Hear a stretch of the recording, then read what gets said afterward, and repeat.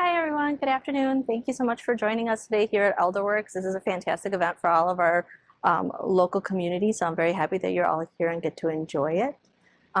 Please let me know if you need me to speak up, slow down. I get excited, so sometimes I talk too fast. But one of the themes today that we're here to talk about is fooding you.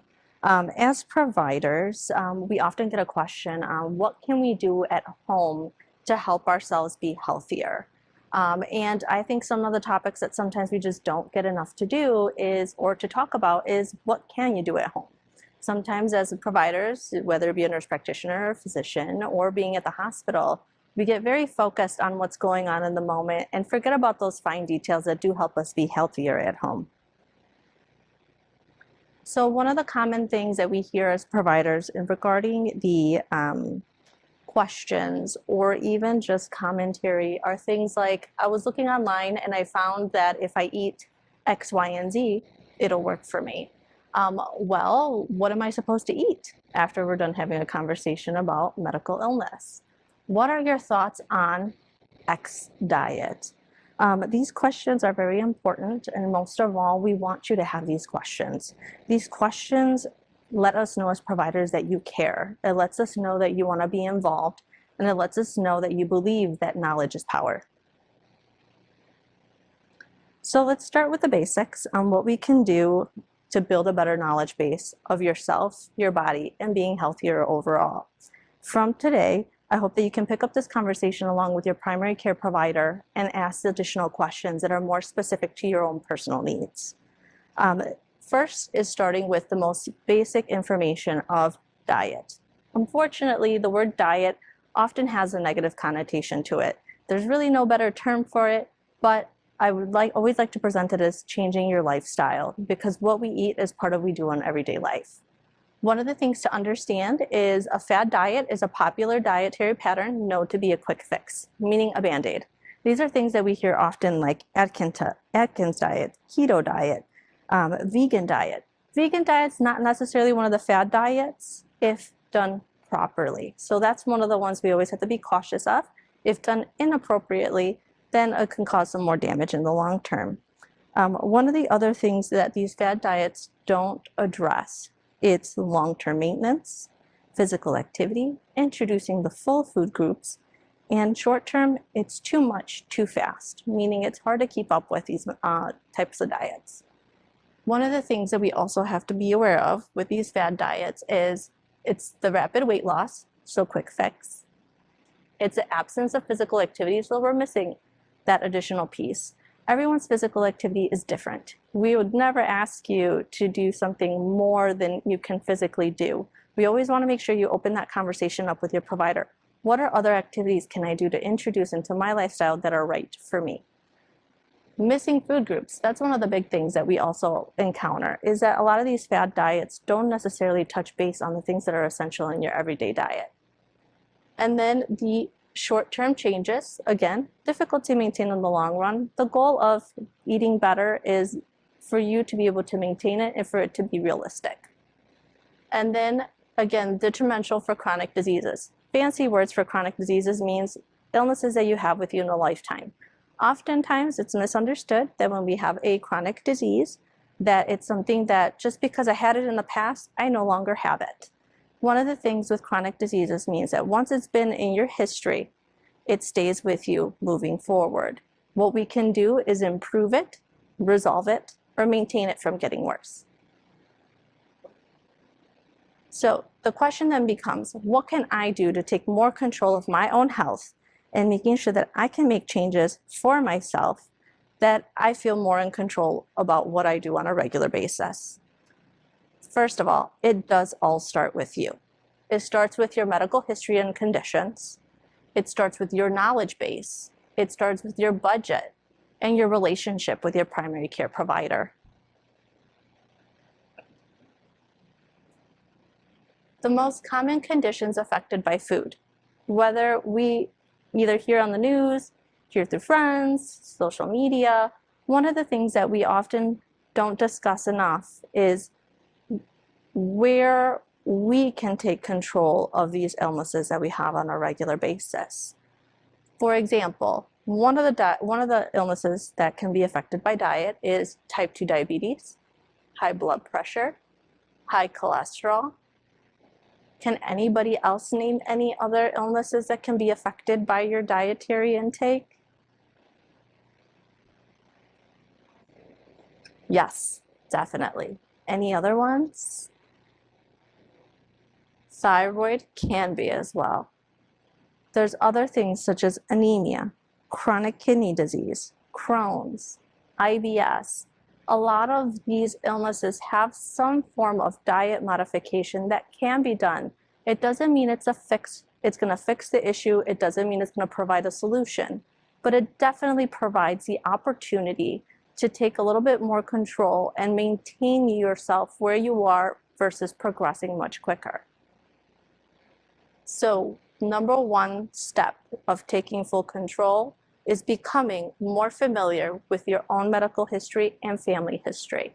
The reason we bring in family history does have a tendency for genetics to come down. It's maybe either born with it or a learned habit from it.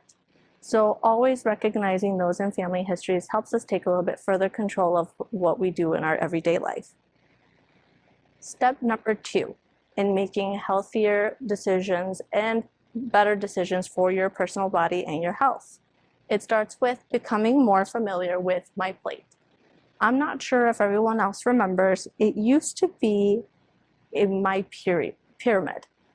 They used to present a pyramid. They used to tell you all the food at the bottom is the best, and as you build your way up, it's less and less, as it's not good for you. We found out that actually this method didn't make sense. Maybe visually it looked pretty, but realistically, when you put a plate in front of you, you looked at it and you said, okay, what is my plate supposed to look like? So they scrapped it all. In 2020, they got rid of My Pyramid and they introduced something called My Plate. My Plate is a more realistic visual assistance that they created to help you make better decisions on what you are placing in front of you. For example, the standard plate is here.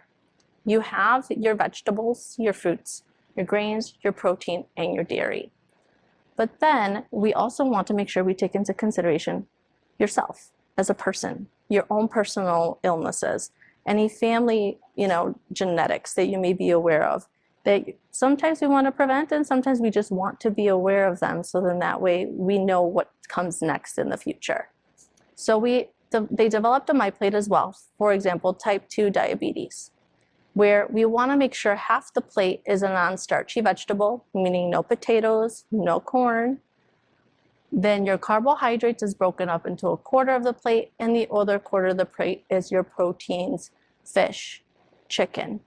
In this situation, everyone's health varies. This is why it's so important to know yourself. High cholesterol may change the type of protein you have to pick. Gout may change the type of protein that might need to go in that section.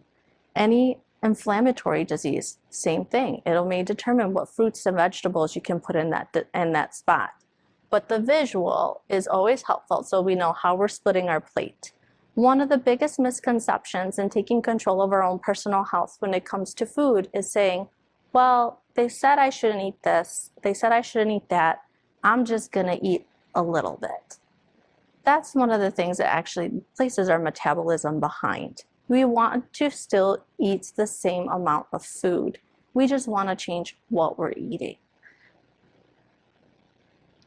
The next and third step in regarding taking control of your health and making better choices towards your health and chronic conditions is reading labels. When we read labels, there's lots of stuff there that you can indicate or read and decide, oh, I'm not sure what that means. What am I supposed to do with this? How do I interpret this? So it is important to make sure that if we're unaware of how to read these labels or how to make decisions based on what we're seeing, that we open that conversation up with our providers. If we feel that our providers may not have the opportunity to discuss this as much as we like, opening the discussion about a referral to a nutritionist is also an excellent option. They're very well versed in this, and that's the sole reason of their appointments. So one of the things we always want to look at is understanding a label. Calories I would say calories, yes, they're important, but it's not as important as making decisions or picking the labels that are best for your body and your health. By that I mean, if you have high blood pressure, we want to focus on sodium, also known as salt. If we have diabetes of any shape and form, we want to look at carbohydrates. The total count includes the sugars that are listed beneath. Now, if we're looking at high cholesterol, we want to look at our cholesterol values. If we're looking at chronic kidney disease and you've been placed on limitations for protein, then we want to look at the protein levels to make sure that we're making the right decision and spreading everything out throughout our meals so your body still gets all the nutrition you need without going past your restrictions. Another part of reading labels that can get kind of tricky is the list that comes below. I couldn't find a good one underneath. But when you go and read your labels, there's ingredients always listed. One of the things that has not changed in the food industry is the top food listed is the top ingredient in that list. So for example, let's say we're looking at a granola bar and we want to make sure that this granola bar meets our needs for protein. Maybe we're looking at the sugars. Maybe someone told us we shouldn't be having too much salt. Then reading those ingredients in the order that they're in will let you know the quantity as well. For example, in that granola bar, first you read whole grain. Perfect. We have some grain, we have some carbohydrate, we're already counting that. The next one is strawberries. Great. It's fruit. It doesn't say any preservative, it's the actual fruit. Now third, you read high fructose corn syrup. Now you pick up the granola bar next to it, and the high fructose corn syrup is actually the very last item on that list. That one's probably a better option than the one that has it listed as third. Now, the fourth step, to ensure that you're taking full control of your own capacity to make these lifestyle changes, because it is a lifestyle change, we understand that the number one concern is always budget.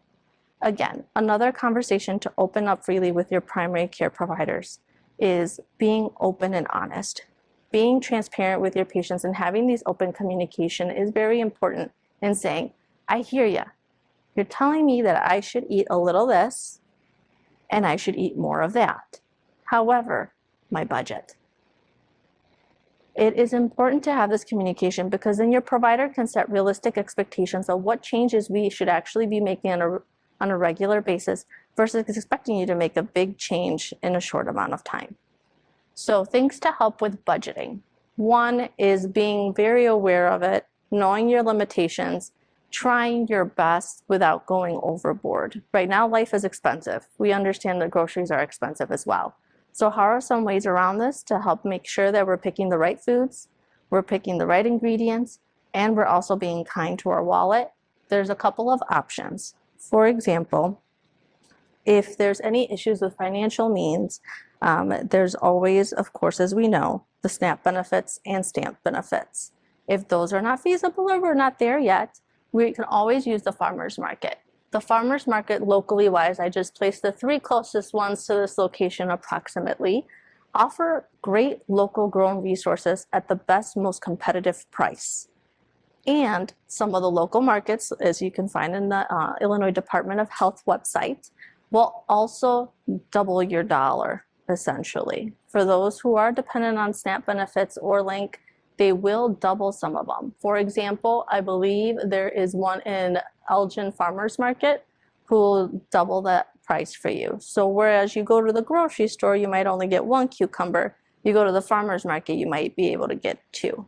So it's a great way to promote your local vendors, but also still remain within your budget. Another option is our apps. Technology gets a little tricky, but once you have a store you're more comfortable with and you use it over and over again, it does get easier. For example, Jewel Osco has a For You app where you can get up to 20% off in savings. And it creates a little bit more ease in making selections that are better for our bodies. For example, this week it might be cucumbers on sale. Next week it might be zucchini. The next week they might have the spinach on sale. So not only does it provide help for your budget, but it helps you put in rotation fruits and vegetables that we might not have considered before without feeling like everything's repetitive. Mariano's app and Tony's app also offer very similar services through their applications or online. If we are uncomfortable finding a local community that's willing to either teach you, guide you, or prep the app for you, those are opportunities to go ahead and engage and, I guess, expand your ability to get better foods and options for yourself. Fifth and final step is the relationship with your provider. The relationship with your provider is essential. Research shows that patient-provider relationships improve patient confidence in self-managing their own chronic illnesses or conditions. That is our goal at Oak Street. At Oak Street Health, as providers, our goal is to make sure that we provide those successful, healthy relationships with our patients where there's confidence, where there's the ability to open up and transparently have these conversations and offer services to assist with this as well. It doesn't mean it's only at Oak Street. As primary care providers, we should all be open to having these conversations and allowing our patients to take control and feel more confident in their care that they're being provided. Thank you so much. I appreciate your time.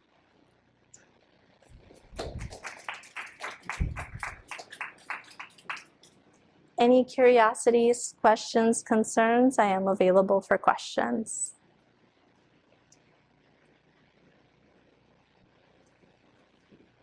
Perfect. Thank you so much. Have a beautiful afternoon.